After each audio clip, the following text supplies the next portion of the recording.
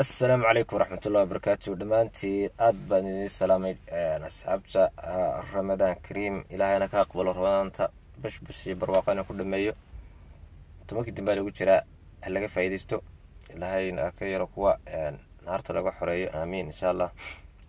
أد بني السلام وحكي له بس يقول ما حنا ربينا قدر بالكره ما إنه تونا وين كان أنا مرافق بواقعنا فيصل على بس كل شيء قدوميها xisbiga ucid maamulka waqooyiga soomaaliya wuxuu yidhi hadaladiisa baad ka dareemaysay in soomaalida isku diro nacaybka dhex abuuro.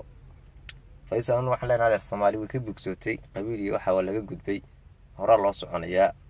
soomaaliya ama waqooyi ama koonfur ahaato xilligii laysu qabsan jiray reerka waa laga gudbay. adigun bay kugu kooban tahay waxay shar aad jeceshahay inaad soomaali isku dirtid inaad laba qabiil madax isu gelisay. waxaa taa kasii daran odayaasha maanta ka hadlay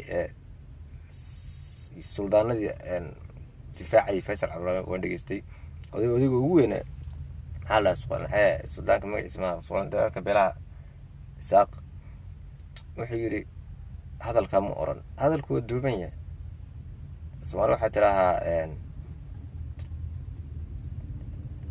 dad waaweyn hadal waa loo sarbeeba dhalinyarana si waadaxa loogu sheega laakiin hadalkaas wuu duuban yahay. hadalkiis waxa ahaa in reer boorama la hadlayo oo leeyahay waleelo jooga si ardayda loo dhigo. reer boorama aad iyo aad ayay mahadsantihiin sida sharafta leh iyo karaamad leh aad ugu jawaabteen ugu gelgelateen hadalkaas.